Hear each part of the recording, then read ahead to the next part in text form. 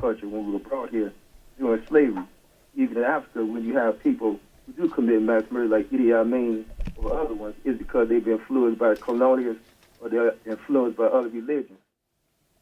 Almost since my 8-year-old wanted to start it preschool or kindergarten or wherever it started at, or maybe the first grade, there's always been this problem of, well, he needs some medicine. And the brothers like Alvin and Calvin, the twins, said, no, don't give him no medicine. He can work it out. He can work it out. And so I took Alvin and Calvin advice, God bless their soul, rather than the doctors. And it's been a struggle. It's been a struggle, just like I know many parents that's listening to me right now, grandparents, it's a struggle that they have going through is when do you medicate your child, or do you need to medicate your child? You don't. Well, you're not a doctor, but I've done research on it. All right, but I accept your advice. So there are those in the listening audience that will say yes, medication is the best thing that can happen. And then there are those that say don't medicate, like Brother Sam and Brother Alvin and Calvin and others. All right. So I took the advice of laymen like Sam and you didn't take my advice. And come on, man, you're messing up my train of thought. You're messing up my train of thought.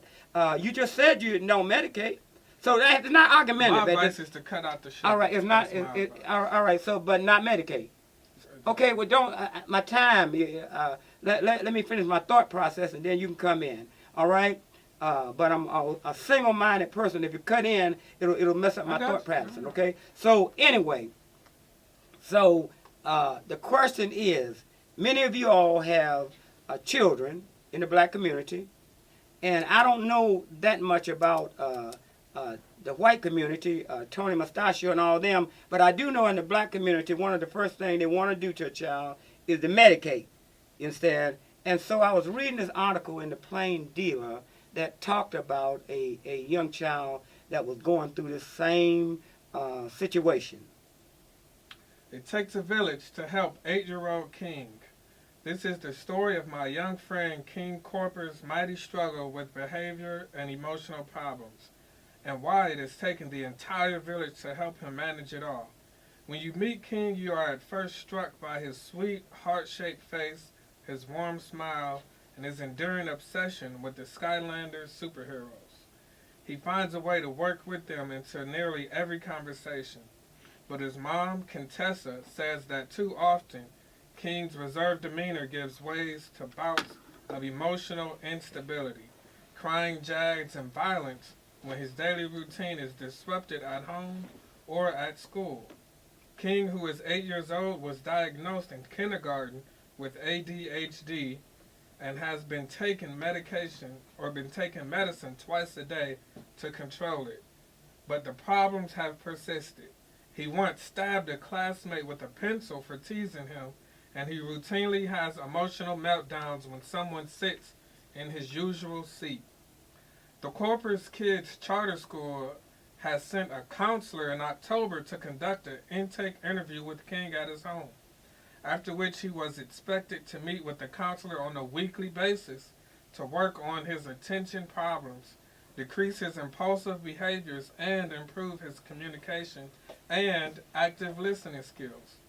But more than a month later, Contessa had received no feedback from the counselor, nor had King's behavior improved. King's pediatrician, whose bedside manner Contessa describes as disengaged, was largely unhelpful too. She had initially prescribed the ADHD medication without learning much at all about King's background or the violent, unstable neighborhood in which he lives and how those factors could be influencing his behavior. And she has done little since then to monitor the medicine's effect on King, Contessa said. I had suggested to Contessa that she consider finding a new pediatrician for the kids, someone who could perhaps refer her to a pediatric psychiatrist. Contessa agreed with the idea, but was understandably overwhelmed. I consider myself to be a resourceful reporter and researcher, and I expected this process would take me about 10 minutes. 45 minutes later, I was so angry at the unwieldy search engine before me. I was about to have an Incredible Hulk moment of my own. After all, as we discovered in addressing King's problem, often a solution lies within just a few degrees of separation. Art McCoy? Yeah, so a very interesting article, and it says that the solutions might be simple and they might be very easy to come to, but it is a fact that in many cases the caregiver, whether it be the school or the counselor or whatever, the first thing they want to do is medicate.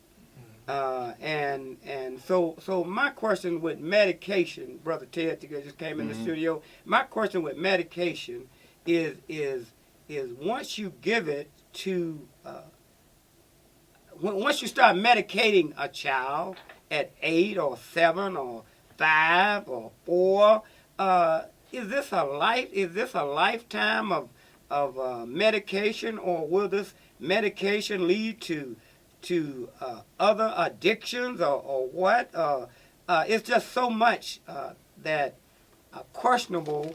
Or is it something? I don't want to bring up race again, but is it more prevalent in the black community where they recommend our young children be medicated more, boys and girls? It's just a struggle that you have to deal with. And the reason I'm bringing this up is because in my household, we have 2 parents, and I'll tell you right now, if either one of us were a single parent, I don't think that we could take the pressure from doctors or counselors or teachers or whoever to not medicate, because they put so much pressure on you that you just give up and say, okay, medicate them. You understand? I know that single moms, this happen all the time. They don't know what the medicine will do. All they know, it'll quiet them down and slow them down. But and so the pressure that's put on them. I remember once I took Arthur to the doctor because they were trying to very hard. Well, he needed to be medicated. So I say, I'm going with you today. And I went in the room with my wife, and I was in there, and she was outside because she was getting pressured so much. She said, you go in there. So I went in there, and yeah, Arthur was around 5 or so, and yeah, he was playing around a little bit, being a little fidgety. And the doctor took one look at him and said, you ain't got any more medication?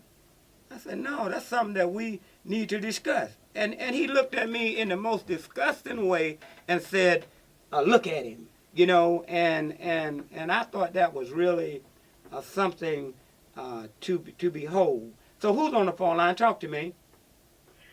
Hi, it's Wahoviak. Just wanted to talk about alternatives to medication.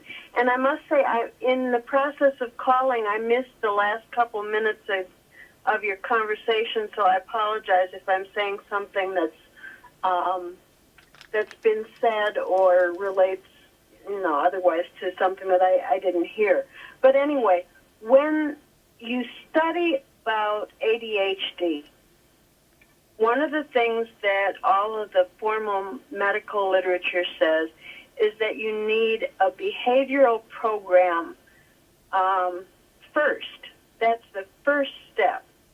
And this is not only for the teachers, but this is also for the parents. And the parents are advised to take what they call parenting classes to get extra tips on how to work with their child's issues, to make it easier for home and to make it easier for the school. And then the teachers are taught techniques also. But the thing that surprises me is the number of people who who aren't interested in hearing what people have to say. I mean, people will tell you how to raise your kids, and that can be offensive. But the thing is, if they're at some place and you go home, they can't make you do anything. So if you don't like their suggestions, you can just ignore them. But there are lots of good suggestions people have that can be tried out. And so it's just always good to have a lot of ideas on how you're going to deal with a problem that Dr. you have in your family. Dr. Verhoeven, and you know I respect you deeply, but suggestions are sometimes problematic because suggestions are really pressure on a parent to medicate. Suggestions usually turn into pressure. Because suggestions, if you suggest something over and over again, it becomes pressure, right? But the thing is, if the person doesn't go home with you, they don't know whether you're doing what they think you should do or not. So you just have somebody else's ideas on how to make things easier. That's the society that we're in. This is the thing, right?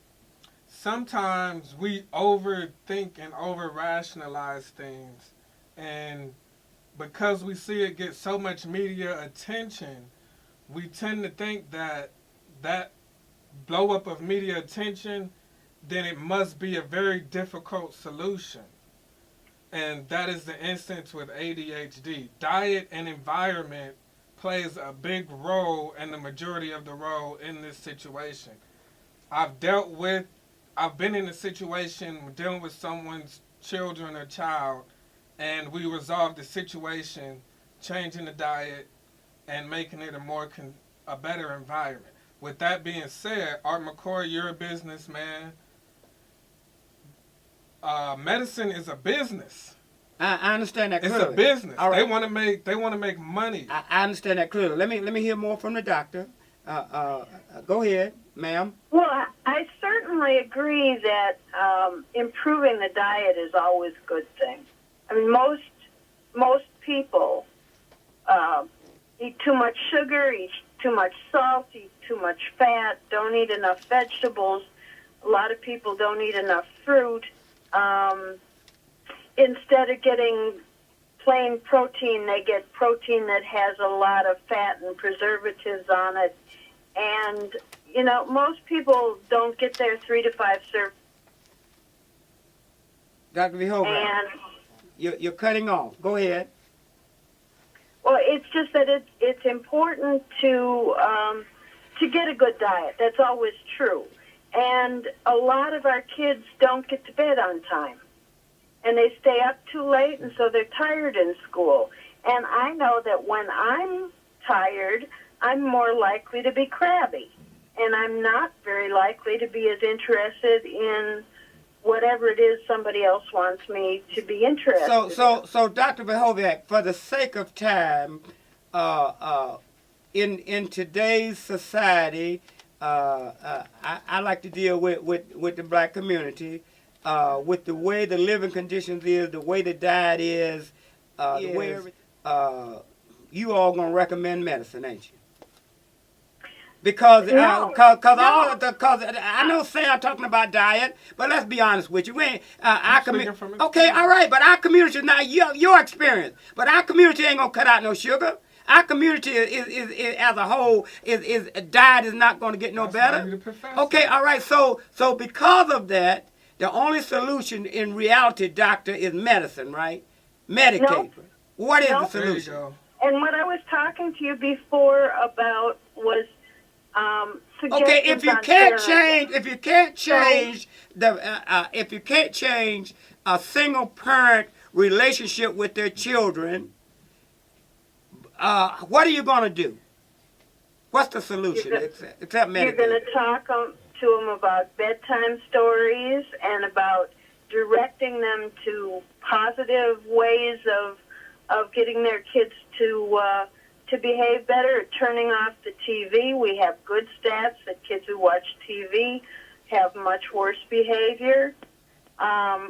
People have TVs in their bedrooms. You don't have to be rich to take the TV out of the kid's bedroom. There are just so many things that can be done that are fairly easy to do if people would be willing to try them.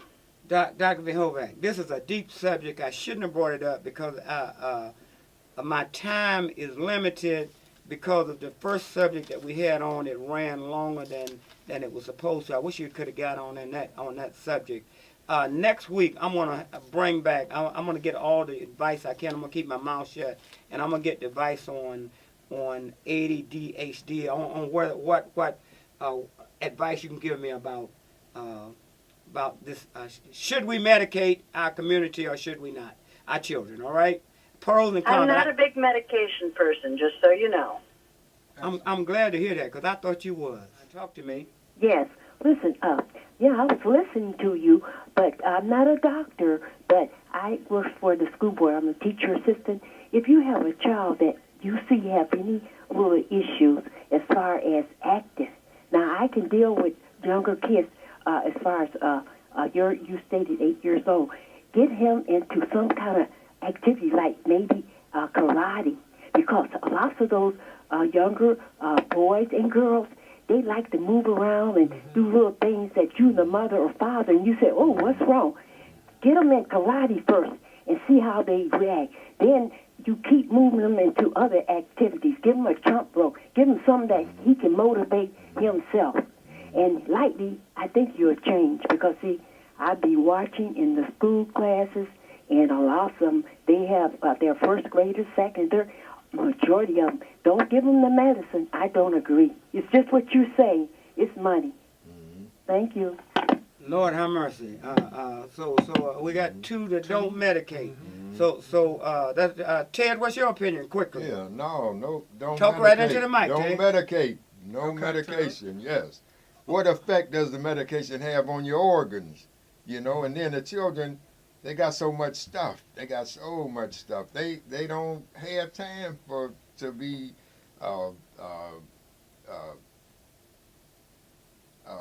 pinpointing everything because everything is going so fast. They got everything. They don't have to think now. Everything is there for them. Whereas before, we had to imagine things, and make up games and all. Now they don't have to. All right, y'all giving me all these great points. Come on, doctor, talk to me. Doctor on the line. Who's on the line? Talk to me. Man, it's you again, man. I'm Rag, man, so I'm listening to the whole show. But when you talk about things like medicate, but you should educate. And when I talk about educate, I mean you got to educate with financial education. Because you can't keep saying we need to do this, our diets need to be better, because we have no access to that. Those bad foods is prevalent in our community. Yeah. You know what I'm saying? So how can you, just like she said, you can't you just cut go out home sugar with the people, but you can't go home, you can't listen to somebody and then go home and this is all you got access to is bad foods. You don't have access to a good diet. So you know what I'm saying? It's all about financial. And this is where they hold, and this is where they keep us. All right, I gotta go. But what do you mean by financial in a half a minute? Well, I mean like access to better food. You know what I'm saying? Don't act like we can afford that. You understand what I'm saying? So it's educate, but it's also a financial thing because you can educate us on everything that we need. But if we don't have the financial means or the access to get that, then you just talking. All right. Ain't nobody gonna listen. Ain't no hungry person gonna listen to you. All right. You gotta feed them first. All right. Thank you for your phone call. Who's on the line?